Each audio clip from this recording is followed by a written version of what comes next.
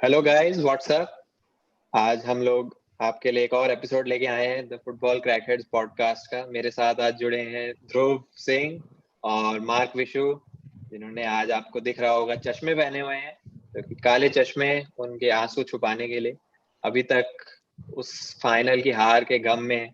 लेकिन आज हम उसी फाइनल के बारे में बात करेंगे। हमारा आज का एजेंडा यूरो 2020 या 21 उसके फाइनल का हम डिस्कशन करेंगे। सुनेंगे क्या क्या चीजें सही कर सकते थे इंग्लैंड, और इटली के टैक्टिक्स के बारे में डिस्कस करेंगे। तो सबसे पहले मैं मार्क से ही जानना चाहूंगा, इंग्लैंड फैन से।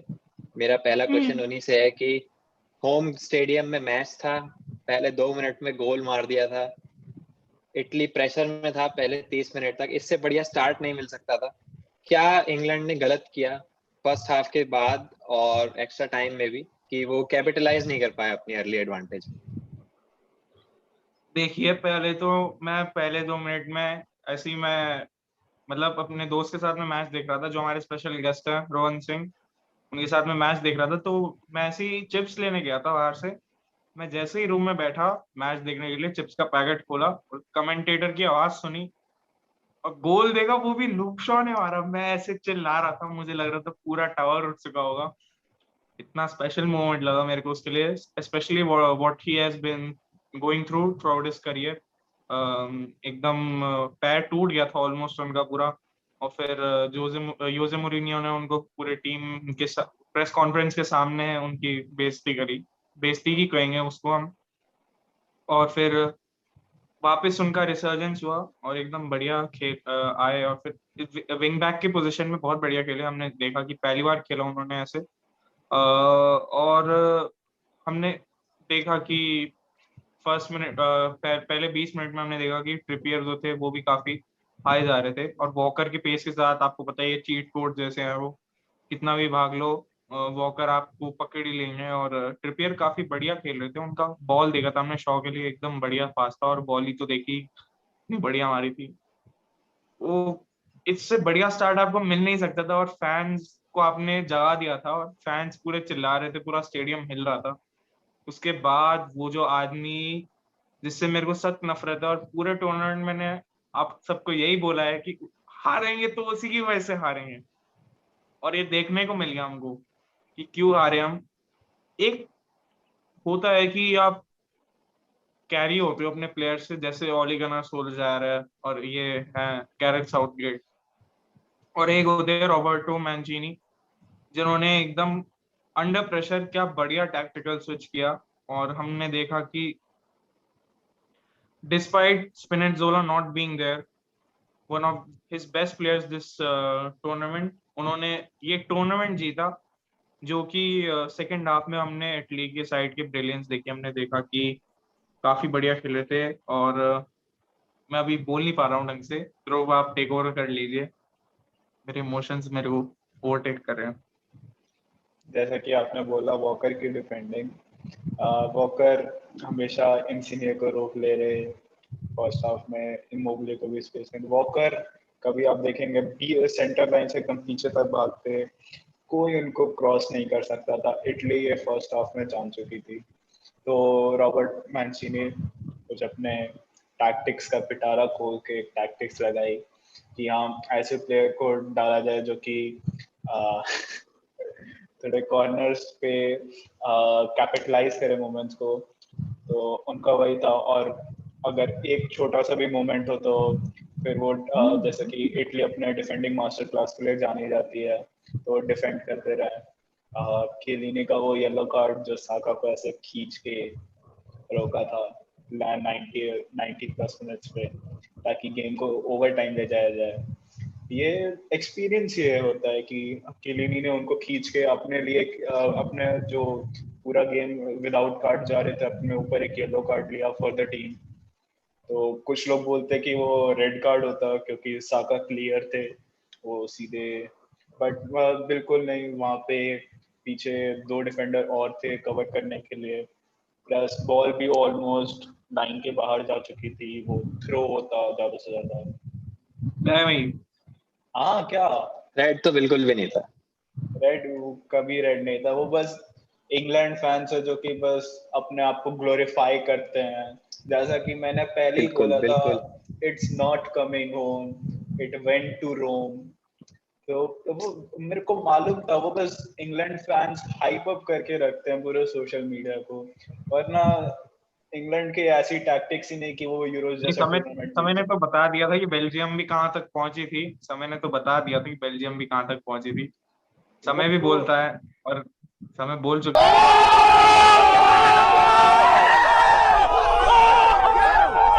था। और देखिए, बात ये थी कि फाइनल में जो हम बॉल कैरियर्स थे सेकंड हाफ में, हमारे पास एक भी नहीं था इंग्लैंड के पास। और बॉल कैरियर बहुत इंपॉर्टेंट होते हैं, और साका जितना भी उनको कहें, बॉल कैरियर है वो, लेकिन कहीं ना कहीं आप एक्सपीरियंस डिफेंडर्स के खिलाफ एक 19 ईयर ओल्ड को चक कर रहे थे। और मेरे को लगता है कि ग्रीलिश जैसे एक सीजन प्लेयर, जिनको प्रीमियर लीग में बहुत ज्यादा फाउल होने की आदत है, और वो एक ऐसे प्लेयर है जो जो बॉल काफी ज्यादा कैरी कर सकते हैं पूरे मिडफील्ड को, और नहीं अगर आगे बढ़ पाते तो एटलीस्ट एक फाउल जीत जाते हैं। और ये उनका एक अवेयरनेस है गेम के बारे में, जो काफी काफी काफी ज्यादा रेटेड है, हाईली रेटेड है। और मुझे नहीं पता है इस मैनेजर को क्या नहीं नजर आता उसमें। और माउंट पूरे मैच में उसने किया क्या, मेरे को समझ में नहीं आ रहा। उसने पूरे टूर्नामेंट में किया क्या, मुझे समझ में नहीं आ रहा। फिर भी इस मैनेजर ने उसको खिलाया खिलाया खिलाया खिलाया। तो ट्रेनिंग में भी अगर आपने देखा होगा, ग्रिलिश ने क्या बढ़िया गोल मारा था एकदम चेस्ट में वॉली लेके।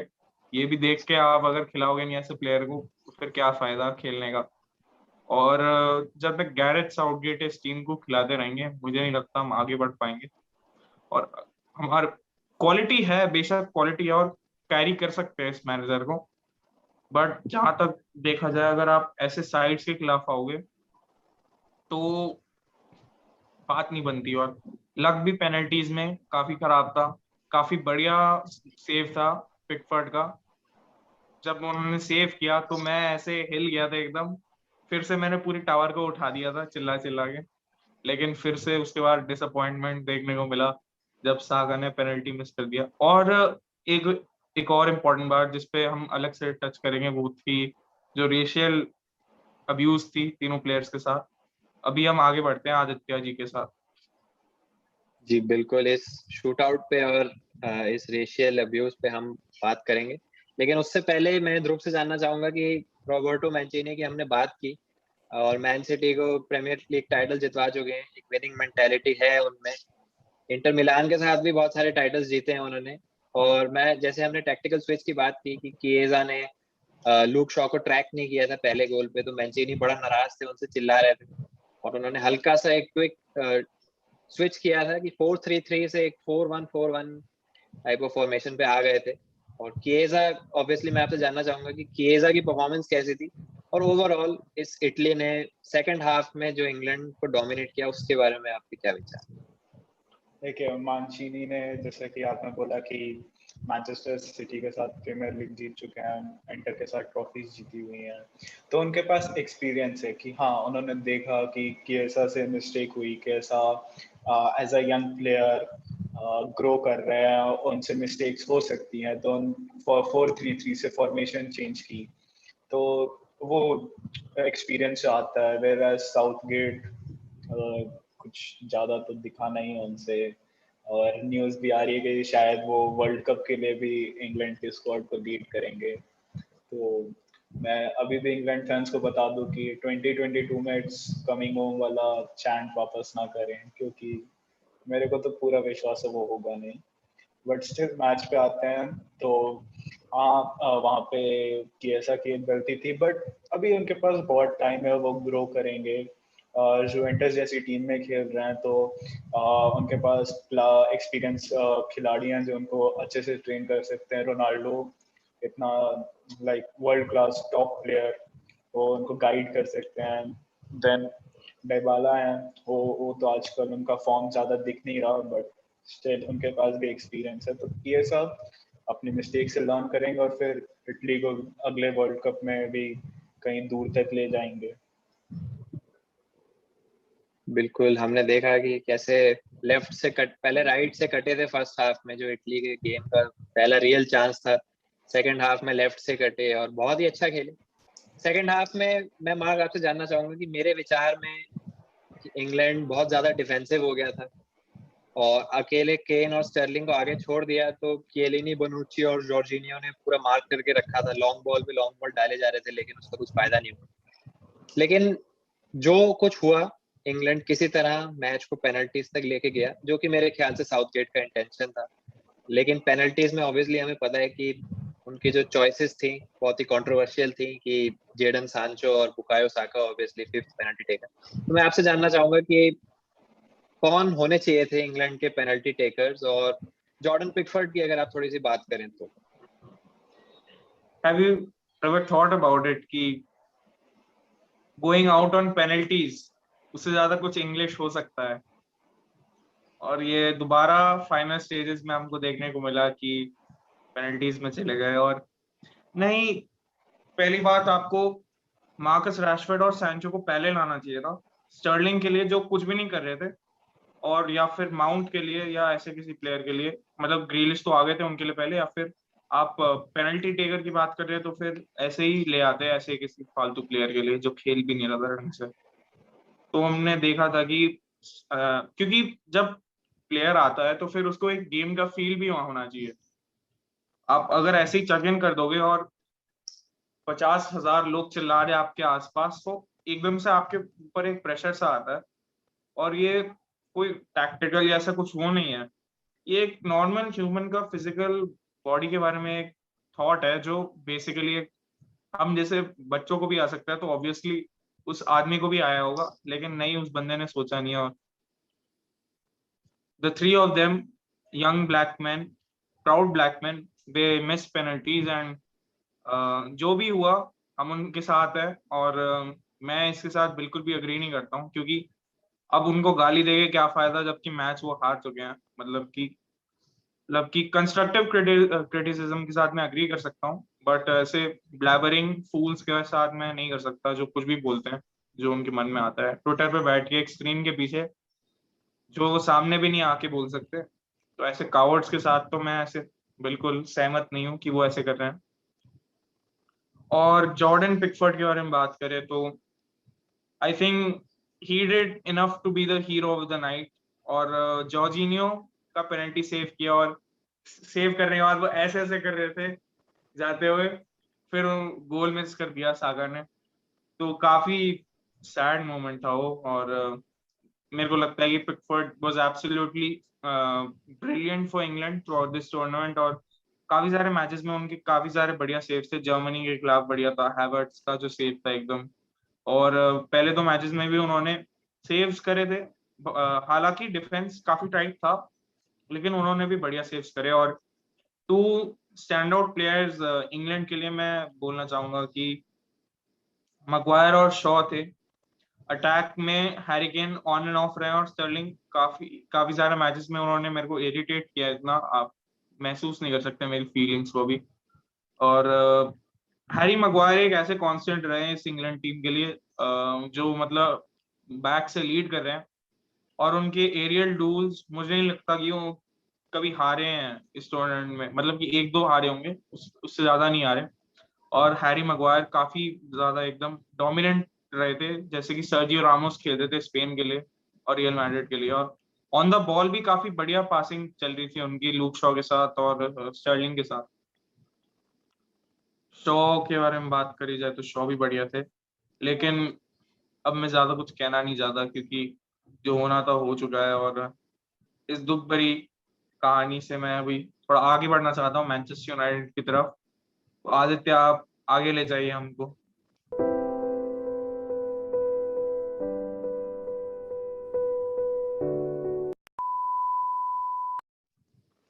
जी बिल्कुल। और इस शूट आउट पे अगर मैं अपने थोड़ी सी राय दूं, कि ऑब्वियसली हमें पता है कि मैच के बाद रैशफोर्ड, सांचो और साका को अब्यूज मिला है काफी, और ये नहीं होना चाहिए, क्योंकि इंग्लैंड के ही प्लेयर्स हैं, इंग्लैंड की फ्यूचर जनरेशन है। जितना अच्छी तरह से इनको सपोर्ट करेंगे, ग्रूम करेंगे, इंग्लैंड फैंस को ही फायदा होगा।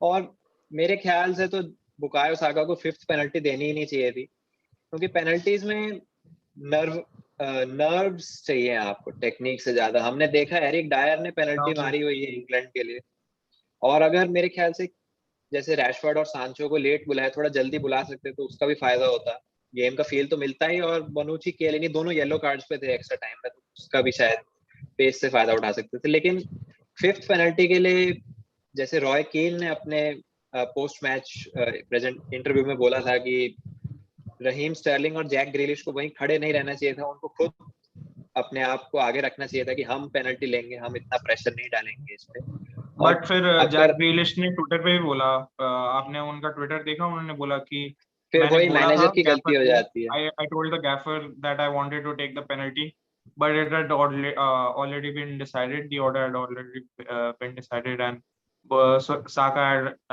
gone ahead of me, and obviously बात थी कि 19-year-old उन्होंने जिंदगी में एक पेनल्टी नहीं लिया आज तक ऑफिशियल मैच वही में, सबसे और ज्यादा वो है सरप्राइजिंग, क्योंकि गैरेथ साउथगेट ने खुद पेनल्टी मिस करी हुई है, तो वो जानते हैं कि प्लेयर्स पे नेगेटिव इफेक्ट्स पड़ सकते हैं, लेकिन तब भी उन्होंने एक एक्सपीरियंस, जैसे हेंडरसन को बाहर बुला लिया था, और उनकी जगह अगर वो होते, उन्होंने मिस करी है पेनल्टीज, लेकिन आई थिंक वो एक लीडर हैं स्क्वाड की, उन्हें लेनी चाहिए। अगर आगे बढ़ते हुए मैं ध्रुव से जानना चाहूंगा कि जैसे हमने बहुत बात करी इंग्लैंड की, हमने इटली की भी बात करी, तो इटली के मैं जैसे कुछ प्लेयर्स हैं, हमने थ्रू आउट द टूर्नामेंट देखा कि स्टार्ट लॉकरटेली और बेरार्डी ने किया था, वो बहुत अच्छा खेले। उसके बाद फिर बरेला और वेराटी आए और किएजा तो आई, वो भी बहुत अच्छा खेले। तो ये इंग्लैंड का एक इटली का स्क्वाड काफी ग्रो करा है मैंचीनी के अंडर पिछले 3 साल में, 34 मैच अनबीटन रन में। तो Donnarumma obviously player of the tournament है, तो क्या आपकी एक्सपेक्टेशंस हैं इस इटली स्क्वाड से अगले 5 सालों के, स्पेसिफिकली अगले वर्ल्ड कप के? कितने बड़े कंटेंडर्स हैं वर्ल्ड कप के लिए? देखिए, यूरोज जीतना कोई छोटी बात नहीं होती। ये आप यूरोज एक मिनी वर्ल्ड कप टाइप है जिसमें आपके पास वर्ल्ड क्लास टीम्स हैं। नंबर 1 पोजीशन वाली बेल्जियम है, नंबर फीफा रैंकिंग से हिसाब से फ्रांस है, पोर्चुगल है, आप इतने जर्मनी है, इंग्लैंड को फाइनल में ही हराया। तो इतनी सारी वर्ल्ड क्लास टीम्स को आपने हरा के एक कप जीता है, तो इनसे एक्सपेक्टेशन बहुत ज़्यादा हाई रहेंगी सेमीफाइनल्स और शायद फाइनल्स तक भी पहुंच जाएं। एंड जो स्क्वाड की ग्रोथ 2 साल में 34 अनबीटन रन, तो हाँ। और मैच के बाद हमने देखा कि ज़्लातान इब्राहिमोविच ने डोनारुमा को बोला था कि 1 साल मेरे साथ रह के तुम ट्रॉफी जीतना सीख गए हो। तो एक्सपीरियंस प्लेयर का भी इफेक्ट रहता है, बट डोनारुमा तो इतने कुछ समय से एसी मिलान जैसे क्लब के लिए अगर आप गोल कीपिंग करते हैं, फर्स्ट गोल कीपर हैं, तो ऑब्वियसली वो कॉन्फिडेंस बिल्ड होता है। देन फिर डोनारुमा ने खुद बोला था कि उनको नहीं मालूम था कि पेनल्टी शूटआउट खत्म हो गई जब साका ने पेनल्टी मिस की। तो ये बताता है कि वो कितना फोकस है सिर्फ पेनल्टी शूटआउट पे, और वो किसी चीज पे ध्यान नहीं दे रहे थे, उनके दिमाग में कुछ और नहीं चल रहा था। पीछे इंग्लैंड के फैंस बैठे थे, उनको भी एकदम इग्नोर करके एकदम बॉल पे और सामने वाले प्लेयर पे फोकस था। तो 22 इयर्स की एज में इतना अच्छा एक्सपीरियंस, माइंड ब्लोइंग। बिल्कुल 250 मैच का एक्सपीरियंस है एसी मिलान के साथ, और मेरे ख्याल में जो इटालियन मैनेजर है मैंचीनी, उनकी टैक्टिक से भी काफी सेटल्ड लगी इटली शूट आउट में, कि जो स्पेन के खिलाफ 5 पेनल्टी टेकर्स थे, उनमें से 4 ने इस मैच में भी लिया और सेम ऑर्डर में ली। स्टार्टिंग पेनल्टी लोकाटेली की जगह बेरार्डी ने ली थी, उसके अलावा बेलोटी, बोनुcci, बर्नार्डेस्की, जॉर्जिनियोस, पूरा ऑर्डर सेम था।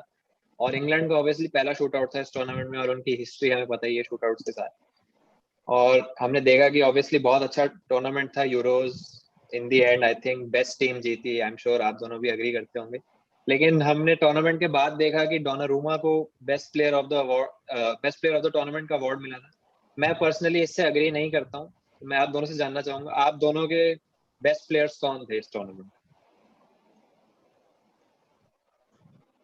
लूक शॉ, बहुत बड़े बड़े कैपिटल लेटर्स में मैं लिखना चाहूंगा, लूक शॉ सबसे बढ़िया प्लेयर रहे हैं, और बहुत लोग अग्री भी करेंगे इस बात से।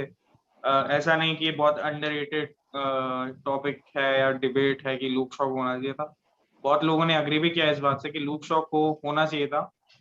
और डोनारूमा ऑब्वियसली अंडर प्रेशर आए और बहुत बढ़िया बढ़िया सेव्स करे, लेकिन हमें ये भी देखना चाहिए कि ग्रुप स्टेजेस में जो इटली की वो थी, क्या बोलते हैं, टीम्स जिनके खिलाफ, विद ऑल ड्यू रिस्पेक्ट, पर not at the highest level, और हमने ये भी देखा था कि क्या बोलते हैं उनका डिफेंस कितना स्ट्रांग है। तो Donnarumma had to make some hardly had to make some saves during matches। एक बेल्जियम मैच था जहाँ पे उनको बहुत सारे सेव्स करने पड़े, बाकी मैचेस में मुझे नहीं लगता उन्होंने इतने ज्यादा करे पेनल्टीज के अलावा।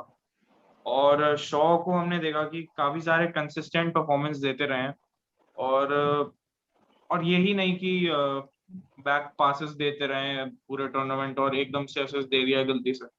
फॉरवर्ड रन्स भी उन्होंने बहुत सारे बनाए, फॉरवर्ड बॉल्स भी बहुत सारे बनाए। स्टर्लिंग को बॉल रोकनी नहीं आती है, वो अलग ही प्लेयर है, तो उनका अलग चलता है, और कम असिस्ट मिले इस वजह से शॉ को, लेकिन और भी मिल सकते थे।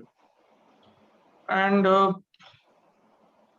अंडररेटेड परफॉर्मर में इस टूर्नामेंट में पैट्रिक शिक, बिकॉज ये गोल contributions obviously 5 goal contributions at a major tournament is not easy to achieve, and irrespective of the way he scored a few of them, पहला गोल was spectacular to watch, and काफी मजा आया उनको इस tournament में देख के। अंडर प्रेशर भी डेनमार्क के अगेंस्ट उन्होंने गोल चिप इन किया था, और बढ़िया गोल था वो भी। तो इंटरेस्टिंग रहेगा कि वो कहाँ जाते हैं। और ध्रुव, आप क्या कहना चाहेंगे इसके बारे में? देखिए, मैं आपसे एग्री करूंगा कि हाँ, ल्यूक शॉ बहुत बेस्ट प्लेयर रहे इस टूर्नामेंट के। कुछ मैनचेस्टर सिटी फैंस इससे थोड़े दुख में होंगे, उनको अंदर से जलन होगी कि हाँ, स्टर्लिंग ने भी इतना गोल्स मारे, बट सिर्फ गोल्स मारना परफॉर्मेंस नहीं होती है, वो एक्चुअली बहुत बकवास थे। तो हाँ, तो इसकी राय हम आगे अभी फील क्या कर रहे हैं सितांशु, वो हम सितांशु से पूछेंगे आगे कि मैनचेस्टर यूनाइटेड का प्लेयर इतना ग्रो करके अपनी टीम को कैरी करके इतना आगे तक फाइनल तक ले गया। बट एनीवेज, कुछ मेंशंस, और जैसे कि फ्रांस के लिए पोग्बा अच्छा खेल रहे थे, तो बट जैसे कि हमने देखा क्या कहते हैं स्विट्जरलैंड के अगेंस्ट हम थोड़ा डिफेंस में लैक किए, जो कि पूरे रैबियो और उनके बीच में जो पूरा वो हुआ था कॉन्फ्लिक्ट कि हाँ वो डिफेंस नहीं कर रहे थे, वो अलग था। देन फिर स्पेन का भी कुछ मिडफील्डर, बारसा के पेड्री, जैसे कि आप जानते हैं young star of whole tournament, तो उनका भी मेंशन होना यहाँ पे बहुत जरूरी है। तो इन सब प्लेयर्स ने बहुत सरप्राइज किया इस टूर्नामेंट। नहीं, एक्चुअली गुड शाउट आउट था पेड्री का, क्योंकि बहुत बढ़िया खेले थे। और फर्स्ट हाफ में 31 में से 31 पासेस, मैं तो ये स्टैट देख के एकदम हैरान हो गया था। 31 में से और most of them were forward passes, ये नहीं कि पीछे खेल के सीडीएम की तरह बगल में करते हुए पास तुम खेला था पीछे, कांटे को बैलॉन डी और दे दो, लगी ऐसे नहीं था। एकदम बढ़िया खेल रहे थे, आगे प्रोग्रेसिव पासेस और बहुत बढ़िया बढ़िया पास दिए थे, और कुछ 1-2 गोल भी हो सकते थे और होने चाहिए थे, और स्पेन इसलिए हार गई थी क्योंकि इनके पास कोई बढ़िया फिनिशर नहीं है। आदित्य, आप क्या बोलना चाहेंगे? बिल्कुल, पेड्री ने एक बैक पास दिया था क्रोएशिया के खिलाफ, मेरे को याद आ रहा है, जो कि गोल हुआ था, लेकिन अनफॉर्चुनेटली दूसरे नेट में हुआ था। और अगर बेस्ट प्लेयर की बात की जाए, बिल्कुल ल्यूक शॉ काफी अच्छा खेले, और मेंशंस जो शिक और पेड्री के काफी अच्छे थे। लेकिन पर्सनली मेरे लिए मेरी चॉइस थोड़ी सी अलग है, और आई एम श्योर मेरी चॉइस से काफी लोग एग्री नहीं करेंगे, क्योंकि थोड़े से अंडररेटेड रहे इस टूर्नामेंट में। मेरे लिए बेस्ट प्लेयर इस टूर्नामेंट के रहे पियर एमिल होयबियर, डेनमार्क के मिडफील्डर। उनके 10 चांसेस उन्होंने क्रिएट किए हैं टूर्नामेंट में, मेरे ख्याल में हाईएस्ट या सेकंड हाईएस्ट हैं। और एरिक्सन की ऑब्वियसली उनके इंसिडेंट के बाद सिमोन क्यायर एक कैप्टन तो है ही स्क्वाड के, लेकिन होयबियर ने पूरा वो मिडफील्ड का डिपार्टमेंट संभाला और डेलेनी को गाइड किया अपने साथ, खुद चांसेस क्रिएट करे। वैसे एक प्लेयर्स को स्टॉप करने के लिए जाने जाते हैं, जैसे टॉटनहम का रोल था, लेकिन इसमें एक डीप लाइंग प्ले मेकर की तरह खेले, अपने रोल से थोड़ा सा अलग। और डेनमार्क को ऑब्वियसली सेमीफाइनल्स तक आया, थोड़े अनफेयर कॉल्स की वजह से फाइनल तक नहीं आ पाया। लेकिन अब मैं जानना चाहूंगा हमारे स्पेशल गेस्ट सितांशु, जो इस पॉडकास्ट में जुड़ नहीं पाए, लेकिन उनकी राय हम सुनना चाहते हैं ओवरऑल इस फाइनल पे, और उनके बेस्ट प्लेयर कौन थे।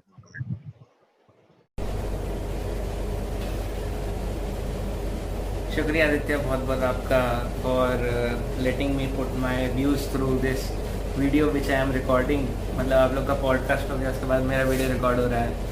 और ओवरऑल यूरोस पे थॉट मैं कहूँगा it was very very exciting and neutral के पर्सपेक्टिव से काफ़ी ज़्यादा रोमांचक रहा है ये यूरोस का गेम, यूरोस की सीरीज़ पूरी। बिकॉज हम देखें तो किसी ने नहीं सोचा था कि फ्रांस स्विट्ज़रलैंड को 3-1 से मतलब जीत रही होगी फ्रांस स्विट्ज़रलैंड से और फिर उसके बाद हार जाएगी। और किसी ने भी नहीं सोचा था कि पोर्चुगल इतने जल्दी नॉकआउट हो जाएगी बिकॉज उनकी इतनी स्टार स्टडेड स्क्वाड है और रोनाल्डो को ऐसे दुख भरी दास्तां देखनी पड़ेगी। और काफ़ी ज़्यादा खुशी का भी माहौल है, दुख का भी माहौल है। किसी ने नहीं सोचा था कि इंग्लैंड फाइनल में हार जाएगी वेम्बली पे, ओन ग्राउंड 70,000 फैंस। और मतलब सोचा होगा बहुत लोगों ने, बट मेजॉरिटी ने नहीं सोचा क्योंकि सबको लग रहा था England were the favourite to win because first of all because of their easy that draw and then उसके बाद फिर फाइनल में होम एडवांटेज है, ज़्यादातर मैच यहीं खेले हैं, बढ़िया फॉर्म चल रहा है। बट जो होना होता है हुआ और चेल्सी कह रहा हूँ, इटली वन यूरो 2020 और 21 विच हैपेंड इन 2021 और वेल डिजर्व था, बहुत अच्छा खेले हैं। Roberto Mancini former Man City manager हमको पहला प्रीमियर लीग जिताए थे और वो I think he was the best manager for the in whole of the national teams. जो भी जितने भी मैनेजर उसमें से सबसे बेस्ट रोबर्टो मांचिनी ही हैं, क्योंकि वो अपने आप को क्लब लेवल पे भी प्रूव कर चुके हैं और अब इंटरनेशनल लेवल पे भी प्रूव कर रहे हैं और काफ़ी अच्छे एक दावेदार हो सकते हैं वर्ल्ड कप के लिए भी, डिस्पाइट द फैक्ट कि their centre backs are still ageing और उनको अपना सेंटर बैक्स इशू सॉर्ट करना पड़ेगा। डेनियल रुगानी काफ़ी बेहतरीन डिफेंडर हैं, बास्टोनी भी अभी मतलब उभरते हुए टैलेंट है, तो उनको खिलाना पड़ेगा और केलिनी के लेवल पे उन लोग खेलना पड़ेगा, परफॉर्म करना पड़ेगा। अगर बेस्ट प्लेयर की बात करें तो दो तरह के बेस्ट प्लेयर होते हैं, यंग बेस्ट प्लेयर और एक बेस्ट प्लेयर। तो मुझे लगता है कि काफ़ी ज़्यादा बढ़िया यंग बेस्ट प्लेयर रहे हैं यहाँ पे यंगस्टर्स। और जैसे कि ध्रुव ने बताया पेड्री काफ़ी बेहतरीन खेले हैं, एक बैक पास दिया था उसी से गोल मार दिया, काफ़ी अनफॉर्चुनेट है उनके लिए, बट मुझे लगता है काफ़ी अच्छा खेले हैं। लेकिन आई विल नॉट से कि he is going to be my best youngster of the Euros because best youngster Euros के भले ही I was Spain supporter but Pedri नहीं, मैं कहने जा रहा हूँ, मैं कहूँगा मिकेल डैम्सगार्ड। क्या ही बेहतरीन खेले हैं, क्या ही फ्री किक्स, वो क्या फ्री किक मारी थी इंग्लैंड के खिलाफ, पहला इंग्लैंड का गोल कंसीड किया इंग्लैंड ने, पूरा वेम्बली शांत हो गया था। और मुझे लगता है कि डैम्सगार्ड कंसिस्टेंट रहे हैं काफ़ी एरिक्सन के उस इंसिडेंट के बाद से, और मुझे लगता है कि Damsgaard is the deservedly winner of youngster of the Euros. और best player of the Euros की क्या ही बात की जाए, लूक शॉ तो मुझे नहीं लगता कहीं से भी लूक शॉ कैसे हो सकते हैं। और रहीम स्टर्लिंग ने तो गोल्स भी मारे हैं तो दिखता है, लेकिन लूक शॉ अच्छा खेले हैं, बट है कि उनके पास अटैकिंग फोर्सेज अच्छी हैं, लेकिन अगर उनको आप आइसोलेट कर 1-on-1 पे लेंगे तो फिर वो बहुत बुरी तरह से कट जाते हैं। जैसे हमने कई बार देखा मैनचेस्टर सिटी के खिलाफ में डार्बी हो या कोई भी प्लेयर हो, रियाद मारेज वगैरह, जो जब कटाते हैं तो वो एकदम से घुटने पे आ गए थे एक बार, तो वो उनको काफ़ी अपना एरिया है उस पर वर्क करना पड़ेगा। तो मेरे हिसाब से तो best player is going to be someone from Italy, और I am definitely not talking about Jorginho because एक तो पेनल्टी भी मिस करी, भले ही चैंपियंस लीग और वो दोनों जीता है और बैलन डोर मांगने लग गए हैं, पता नहीं क्यों कैसे कैसे लोग। तो I think the best player is Italy के किएसा, और किएसा काम करते हैं भाई, मजा आता है। किया काम करते तो मकसूद भाई, और मतलब काफ़ी बेहतरीन शॉट था। जो आपका काफ़ी बेहतरीन प्लेयर है, शुरू में थोड़ा सा नहीं खिलाया जा रहा था उनको, बट जैसे ही ऑस्ट्रेलिया के खिलाफ में गोल मारा था, पहले वो हेडर से रोका, फिर लेफ्ट फुट से एक बार राइट फुट से एक बार नीचे टिप कराई, फिर लेफ्ट फुट से शॉट मारा, वो काफ़ी डिफिकल्ट गोल था। और उसके बाद से हमने देखा कंसिस्टेंट परफॉर्मेंसेस मिले हैं और उनकी जो है ग्रोथ वो ऐसे एक्सपोनेंशियली जा रही है, क्योंकि हमने देखा कि स्पेन के खिलाफ जब स्पेन वर्सेस सेमीफाइनल में हुआ था उनका इटली का, तो स्पेन के पास कई मौके थे लेकिन स्पेन डिडंट कैपिटलाइज ऑन थे। स्पेन के पास बहुत चांसेस भी थे, क्रिएट किए थे उन्होंने, और वो लेकिन वो फिनिशिंग टच नहीं आ रहा था। बट किएसा को सिर्फ एक चांस मिला था, सिर्फ एक chance, and you only get one chance जैसे कि कहा जाता है, और यू बेटर मेक इट। तो उन्होंने एक चांस मिला जो लापोर्ट स्ट्रेच थे पूरे, स्लाइडिंग टैकल रोक के बॉल रोका था उन्होंने, और उधर से एरिक गार्सिया बैक पेडल कर रहे थे वो सिर्फ एक चांस किएसा को मिला और किएसा ने ऐसे कट किया कि गोल मारा. I think Chiesa factor is going to be is the only factor which let Italy to win the Euros.